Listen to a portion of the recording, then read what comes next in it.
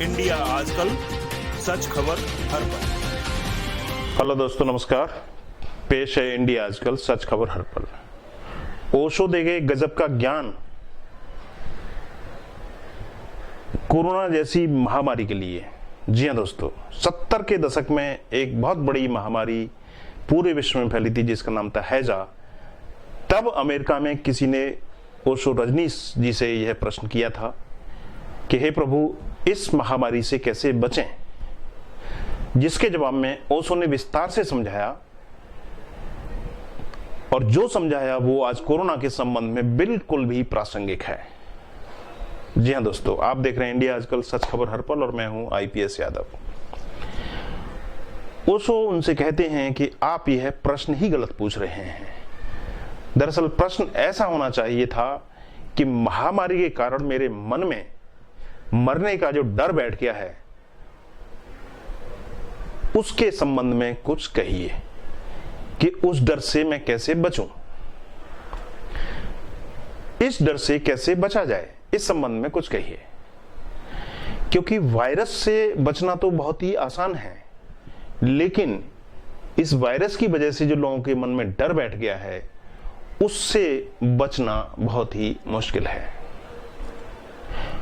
और जो डर आपके और दुनिया के अधिकतर लोगों के मन में भीतर बैठ गया है उससे कैसे बचा जाए, सबसे बड़ा प्रश्न ये है। तो अब इस महामारी के डर से महामारी से लोग कम मरेंगे और इसके डर से लोग ज्यादा मरेंगे। तो ऐसे में क्या करना चाहिए, यह सबसे बड़ा प्रश्न है।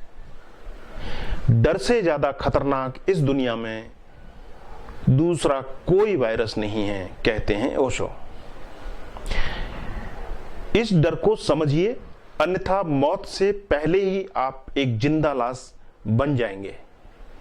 दरअसल यह डर आदमी की इम्यूनिटी को खत्म करता है। यह जो डर का भयावह माहौल आप अभी देख रहे हैं, इसका वायरस से कोई संबंध नहीं है। इसलिए हमेशा कहा गया है कि डरना नहीं। और यह डर एक सामूहिक पागलपन है जो एक अंतराल के बाद में हमेशा घटता रहता है। कारण उसके बदलते रहते हैं। कभी सरकारों की प्रतिस्पर्धा उसके पीछे कारण होती है, कभी कच्चे तेल की प्रतिस्पर्धा,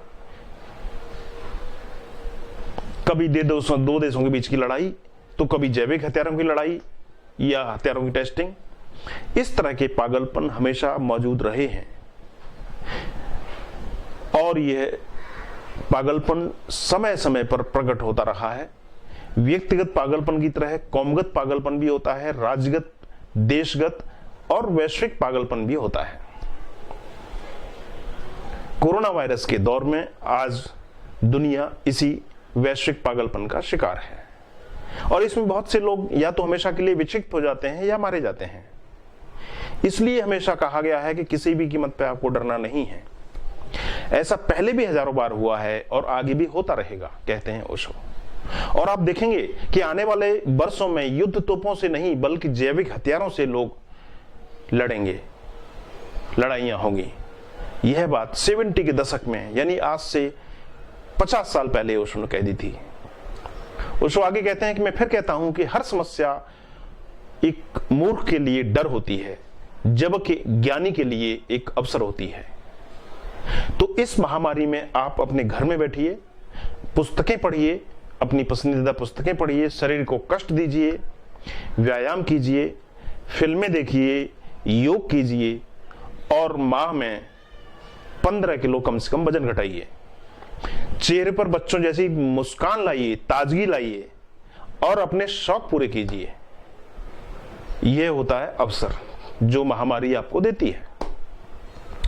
मुझे अगर 15 दिन घर बैठने को कहा जाए तो मैं इन 15 दिनों में कम से कम 30 पुस्तकें पढ़ूंगा और नहीं तो कम से कम मैं एक बुक जरूर लिखूंगा। तो आप भी एक बुक लिख डालिए, कुछ इस महामंदी में पैसा इन्वेस्ट कीजिए। और यह अवसर है जो 20-30 साल में एक बार आता है, तो पैसा बनाने की सोचिए। यही पैसा बनाने का सही वक्त है। क्यों बीमारी की बात करके वक्त को बर्बाद करते हैं, खुद भी डरते हैं और दूसरों को भी डराते हैं, जिसकी कोई जरूरत नहीं है। तो ये भय और भीड़ का मनोविज्ञान दरअसल सबके समझ में नहीं आता है। डर में रस लेना बंद कीजिए। आमतौर पर हर आदमी डर में थोड़ा बहुत रस लेता है। अगर डरने में मजा नहीं आता तो लोग भूतहा फिल्में देखने क्यों जाते हैं, डरावनी फिल्में। यह सिर्फ एक सामूहिक पागलपन है जो अखबारों में और टीवी के माध्यम से भीड़ को बेचा जा रहा है, कहते हैं ओशो। लेकिन सामूहिक पागलपन के क्षण में आपकी मालकियत छिन सकती है, आप अपनी मालकियत को खो सकते हैं। आप महामारी से डरते हैं तो आप भी भीड़ का हिस्सा बनते हैं। ओशो कहते हैं टीवी पर खबरें सुनना और अखबार में खबरें पढ़ना पूरी तरह से बंद कर दीजिए और ऐसा कोई भी वीडियो या न्यूज मत देखिए जिससे आपके भीतर में डर पैदा होता हो। महामारी के बारे में बात करना पूरी तरह से बंद कर दीजिए और आप अपने लॉकडाउन में सिर्फ अपने होने का आनंद लीजिए। डर भी एक तरह का आत्म सम्मोहन ही है, सेल्फ हिप्नोसिस। इसलिए आप उससे बाहर निकलिए। एक ही तरह के विचार को बार बार झोंकने से शरीर के भीतर रासायनिक बदलाव होने लगता है और यह रासायनिक बदलाव कभी कभी इतना जहरीला हो जाता है या हो सकता है कि आपकी जान भी ले ले। और इसमें कोई शक नहीं है, इस तरह की घटनाएं बहुत सारी होती रहती हैं आपके इर्द गिर्द, जिनसे ये पता चलता है। महामारी के अलावा भी बहुत कुछ दुनिया में हो रहा है, उन पर ध्यान दीजिए। ध्यान साधना से साधक के चारों तरफ एक प्रोटेक्टिव ऑरा बन जाता है जो बाहर की नकारात्मक ऊर्जा को उसके भीतर प्रवेश नहीं करने देता। इसलिए हमेशा ध्यान करने की सलाह दी जाती है। अभी पूरी दुनिया की ऊर्जा नकारात्मक हो चुकी है, ऐसे में उससे बचने के लिए सबसे श्रेष्ठ उपाय यही है कि आप सुबह शाम 1-1 घंटे ध्यान करें। इसलिए आप इस ब्लैक होल में कभी भी गिर सकते हैं और ध्यान की नाव में बैठकर ही आप इस झंझावात से बच सकते हैं। शास्त्रों का अध्ययन कीजिए, अपनी कोई पसंदीदा फिल्म देखिए, पसंदीदा कोई पुस्तक पढ़िए, साधु संगत कीजिए और घर पर रह करके साधना कीजिए। विद्वानों से सीखिए, उनके प्रवचन से उनकी स्पीचेस सुनिए। आहार विहार का भी विशेष ख्याल रखिए। अपने आसपास में स्वच्छता का ध्यान रखिए, स्वच्छ जल पीजिए और अंतिम बात, धीरज रखिए, जल्द ही सब कुछ बदल जाएगा। और जब तक मौत आ ही न जाए तब तक उससे डरने की भी कोई क्या जरूरत है। उससे डरने की कोई जरूरत नहीं है, जो अपरिहार्य है, जो होना ही है, और उससे डरने का कोई अर्थ भी नहीं है। इसलिए मैं कहता हूं डर एक प्रकार की मूर्खता है।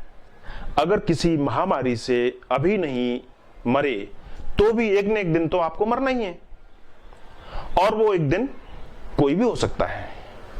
इसलिए विद्वानों की तरह जिएं, भीड़ की तरह जीना बंद करें।